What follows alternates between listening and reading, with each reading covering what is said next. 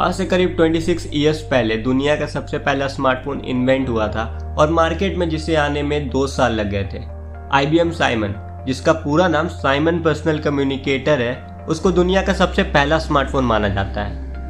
IBM एक बहुत ही पुरानी कंपनी है जो 1980 से फर्स्ट जनरेशन कंप्यूटर्स बनाती आ रही है और ये कंपनी आज भी मेन फ्रेम कंप्यूटर्स बना रही है।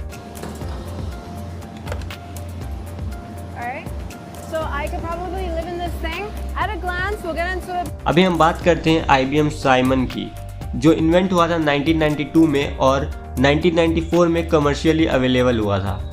IBM साइमन बहुत बल्कि डिवाइस था, जिसकी वजह से इसे ब्रिक सेल्युलर फ़ोन भी कह सकते हैं। इसका वेट 510 ग्राम के करीब था, यानी कि 4 नोकिया 3310 के बराबर। अगर एक नोकिया 3310 के गिरने से सर फूट सकता है तो एक IBM साइमन के गिरने से तो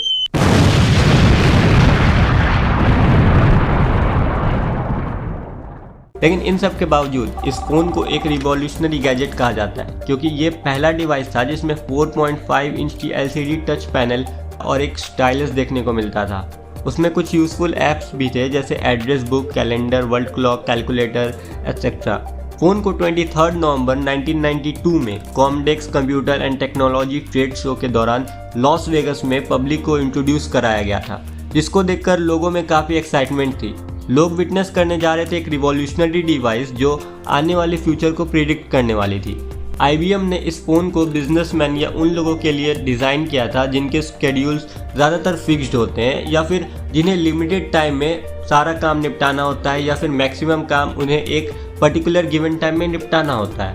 तो उन्हें on the go appointment, calendar, calculator, address book जैसे फीचर्स अवेलेबल मिल जाए, उसी तरह इस फ़ोन में फीचर्स डाले गए थे। उस ज़माने के हिसाब से IBM साइमन फैक्स भेज सकता था और रिसीव भी कर सकता था, जिसके लिए उसे कंप्यूटर से कनेक्टेड होना ज़रूरी था। इन सब के बावजूद रिलीज़ के 6 मंथ्स के बाद IBM साइमन मार्केट में एक फील्ड प्रोडक्ट बनकर रह गया और इसके कई रीजंस थे। उसमें से एक था वायरलेस कनेक्टिविटी का ना होना, क्योंकि उस टाइम ज़्यादातर वायरलेस कनेक्टिविटी, इंटरनेट कनेक्टिविटी नहीं अवेलेबल होते थे। दूसरा है बस 1 आवर की बैटरी बैकअप कैपेसिटी, वो भी टॉक मोड पर। और तीसरा है कोई भी ब्राउज़र का ना होना, या फिर ज़्यादा फीचर्स उसमें नहीं थे जिससे वो इंटरनेट से अच्छी तरह से कनेक्ट हो सके। इन ड्रॉबैक्स की वजह से IBM लोगों को अट्रैक्ट नहीं कर सकी, क्योंकि कंपनी के लिए कस्टमर्स को एक मेमो पैड, रिस्ट वॉच और कैलकुलेटर छोड़कर एक 500 ग्राम का फ़ोन लेने के लिए कन्विंस करना बहुत मुश्किल था।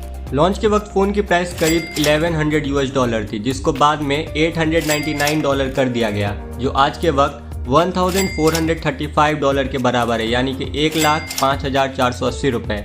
लोग, स्पेशली कॉमन लोग, इतने पैसे देकर एक 500 ग्राम का मशीन खरीदना वर्थ नहीं समझते थे जो 1 आवर की बैटरी बैकअप दे, वो भी टॉक मोड पर। इसे बस वही परचेस कर सकते थे जिनके पास पैसा ही पैसा हो। उस वक्त IBM साइमन के करीब 50,000 यूनिट्स मार्केट में बेचे गए थे। फ़ोन चाहे जैसा भी हो, पर इसने आने वाले वक्त के लिए नए स्टैंडर्ड सेट किए, जिसे इंग्लिश में कह सकते हैं paved road for the generations to come. दूसरी कंपनी समझ रही थी कि पब्लिक को क्या चाहिए और क्या नहीं चाहिए। IBM साइमन के करीब 13 सालों के बाद स्मार्टफोन मार्केट में फिर से तूफान आया जब स्टीव जॉब्स ने एप्पल आईफोन को लॉन्च किया। And we are calling it iPhone. In topics को हम किसी दूसरी वीडियो में कवर करेंगे।